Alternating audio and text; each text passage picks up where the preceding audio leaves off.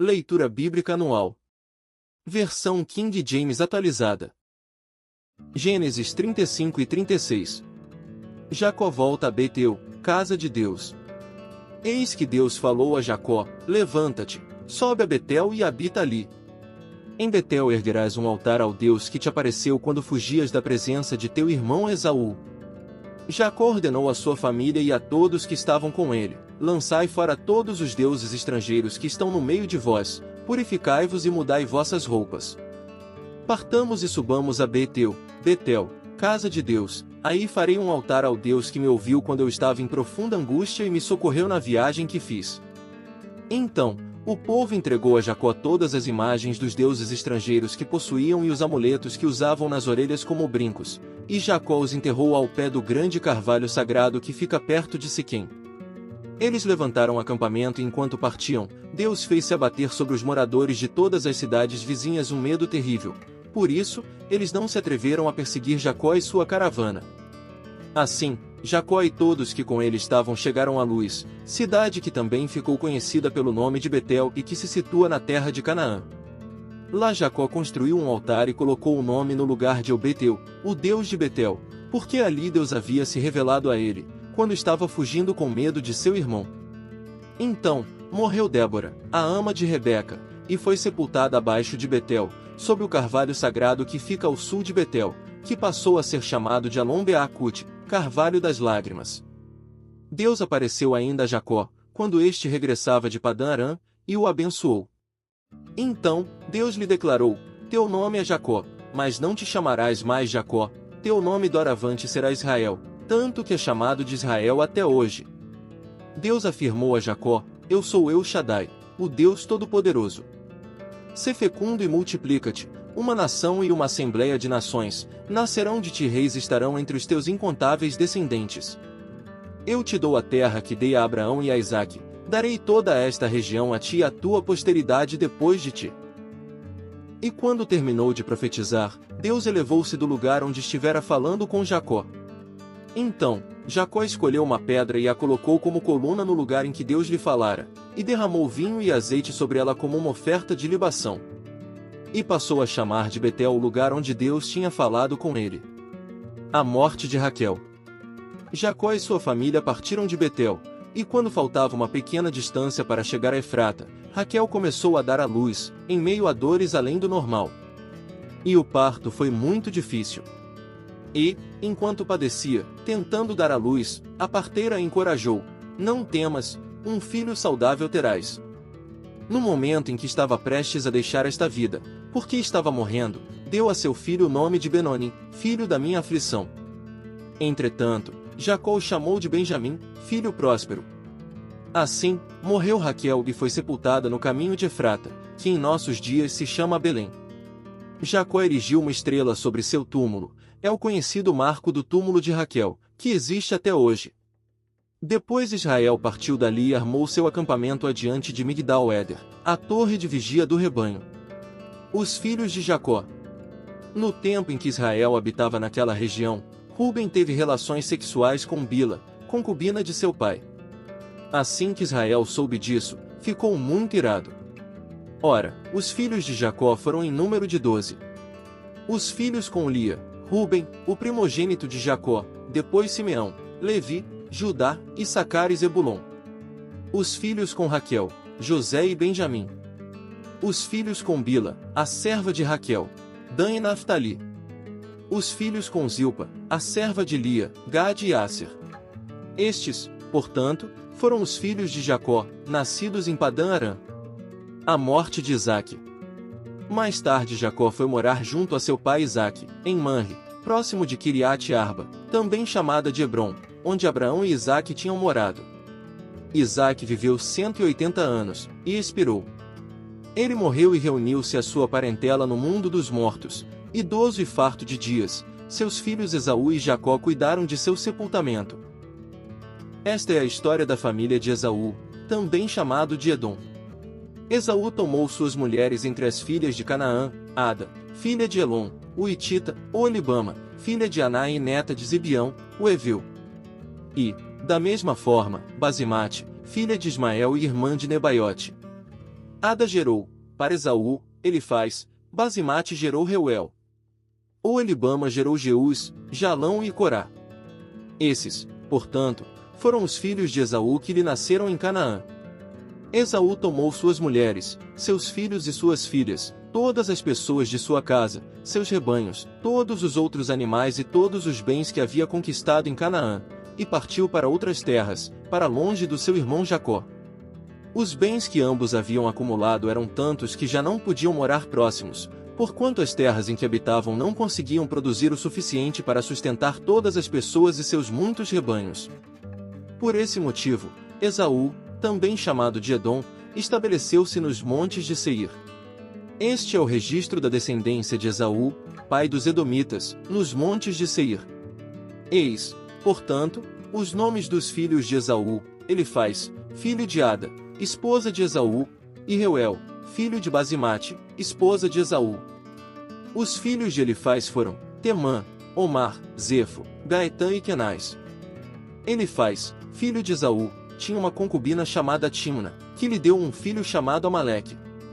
Foram esses os netos de Ada, esposa de Esaú. Eis os filhos de Reuel, Naate, Zerá, Samá e Mizá.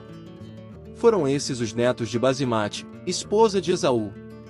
Eis os filhos de Oholibama, esposa de Esaú, filha de Aná e neta de Zibeão, os quais ela deu a Esaú: Jeús, Jalão e Corá. Eis os chefes dentre os descendentes de Esaú, os filhos de Elifaz, primogênito de Esaú: Temã, Omar, Zefo, Kenaz, Corá, Gaetã e Amaleque. Foram esses os chefes que descenderam de Elifaz na terra de Edom, eram, pois, netos de Ada.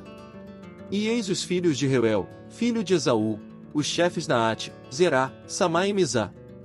Foram esses os chefes descendentes de Reuel em Edom, netos de Basimate, esposa de Esaú. E eis os filhos de Oholibama, esposa de Esaú, os chefes Jeús, Jalão e Corá. Foram esses os chefes descendentes de Oholibama, esposa de Esaú, filha de Aná. Esses foram os filhos de Esaú, que é Edom, e essas foram todas as tribos que dele descenderam. Os descendentes de Seir.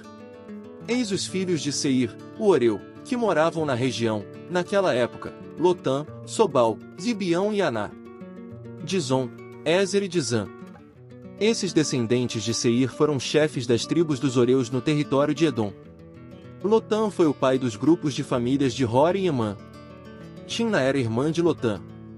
Estes foram os filhos de Sobal: Alvã, Manaate, Ebal, Cefo e Onã. Eis os descendentes de Zibeão: Aia e Aná.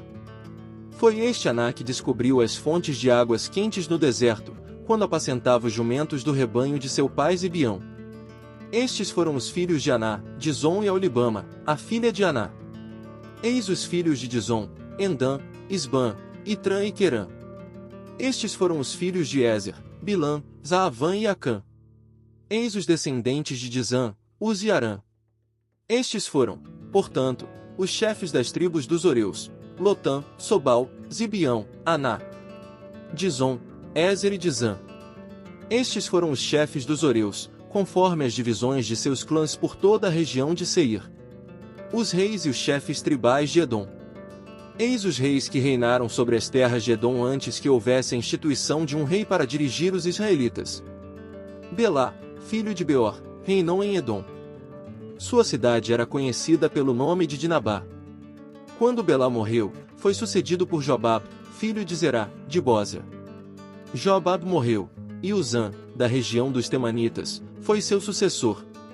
Então, Uzã morreu, e Hadade, filho de Bedade, que tinha vencido os midianitas na terra de Moabe, foi seu sucessor. Sua cidade era chamada Avite.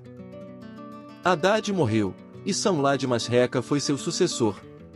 Samlá morreu, e Saul, de Reobote, nas proximidades do Eufrates, o rio, reinou em seu lugar. Saul morreu, e Baal-Anã, filho de Aqubor, foi seu sucessor. Baal-Anã, filho de Aqubor, morreu, e Adar governou em seu lugar. Sua cidade chamava-se Paú, e o nome de sua esposa era Meetabel, filha de Matrede, neta de Mesaabe. Eis os nomes dos chefes que descenderam de Esaú, segundo seus nomes, clãs e regiões onde viviam cada uma das tribos: Timna, Alva, Getete, Aolibama, Ela, Pinom, Kenais, Temã, Mibzar, Magdiel e Irã. Foram esses os chefes de Edom, cada um deles estabeleceu-se num território da terra que ocuparam. Esaú, portanto, é o progenitor dos Edomitas. Mateus 12 versículos 1 a 21. O Senhor do Sábado. Naquela época, Jesus passou pelas lavouras de cereal, em dia de sábado. Seus discípulos estavam com fome e começaram a colher espigas e comê-las. Assim que os fariseus viram aquilo, disseram-lhe: Vê, teus discípulos estão fazendo o que não é lícito em dia de sábado. Mas Jesus lhes respondeu: Não lestes o que fez Davi quando ele e seus companheiros estavam com fome? Como entrou na casa de Deus, e comeram os pães da presença, os quais a lei não lhes permitia comer, nem a ele nem aos que com ele estavam, mas exclusivamente aos sacerdotes. Ou não lestes na lei que, aos sábados, os sacerdotes no templo violam o sábado e, contudo, são desculpados? Pois eu vos afirmo que aqui está quem é maior do que o templo. Entretanto, se vós soubesseis o que significam estas palavras, misericórdia quero, e não holocaustos, não teríeis condenado os que não têm culpa. Pois o Filho do Homem é o Senhor do sábado. Jesus cura no sábado. Tendo Jesus saído daquele lugar, foi para a sinagoga deles. Encontrava-se ali um homem que tinha uma das mãos atrofiada. Mas, procurando um motivo para acusar Jesus, eles o questionaram: é lícito curar no sábado?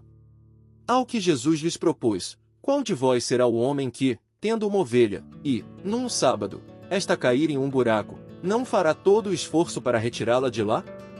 Assim sendo, quanto mais vale uma pessoa do que uma ovelha, por isso, é lícito fazer o bem no sábado. Então, dirigiu-se ao homem e disse: estende a tua mão. Ele a estendeu e ela foi restaurada, ficando sã como a outra. Diante disso, saíram os fariseus e começaram a conspirar sobre como poderiam matar Jesus. Eis meu servo amado. Mas, Jesus, sabendo disto, afastou-se daquele lugar. Uma multidão o seguiu e a todos ele curou. Contudo, os advertiu para que não divulgassem suas obras. Ao acontecer isso, cumpriu-se o que fora dito pelo profeta Isaías: Eis o meu servo, que escolhi, o meu amado, em quem tenho alegria. Farei repousar sobre ele o meu espírito, e ele anunciará justiça às nações. Não contenderá nem gritará, nem se ouvirá nas ruas a sua voz. Não esmagará a cana rachada, nem apagará o pavio que fumega, até que faça vencer a justiça. E em seu nome os gentios colocarão sua esperança. Salmos 15. O homem de Deus. Senhor, quem poderá hospedar-se em teu tabernáculo? Quem há de morar no teu santo monte? Aquele que é íntegro em sua conduta e pratica a justiça, que de coração fala a verdade. E não usa a língua com maledicência, que nenhum mal faz a seu semelhante nem lança calúnias e afrontas contra seu companheiro. A seus olhos, o ímpio é desprezível, mas dedica honra aos que temem o Senhor. Mantém a palavra empenhada e, mesmo saindo prejudicado, não volta atrás. Não empresta seu dinheiro com usura, nem aceita suborno contra o inocente. Quem assim conduz sua vida caminhará seguro e em paz. Provérbios 3 versículos 21 a 26. Filho meu, não se apartem estes ensinos dos teus olhos, guarda em teu coração a verdadeira sabedoria e o bom senso. Porquanto serão vida plena para tua alma e valiosa joia ao redor do teu pescoço. Assim, andarás seguro no teu caminho, e não tropeçará o teu pé. Quando te deitares, jamais temerás, repousarás, e o teu sono será tranquilo. Não te afligirás com a iminência das calamidades nem da ruína provocada pelos ímpios. Porque o Senhor é a tua segurança em qualquer circunstância e guardará os teus pés de caírem em ciladas.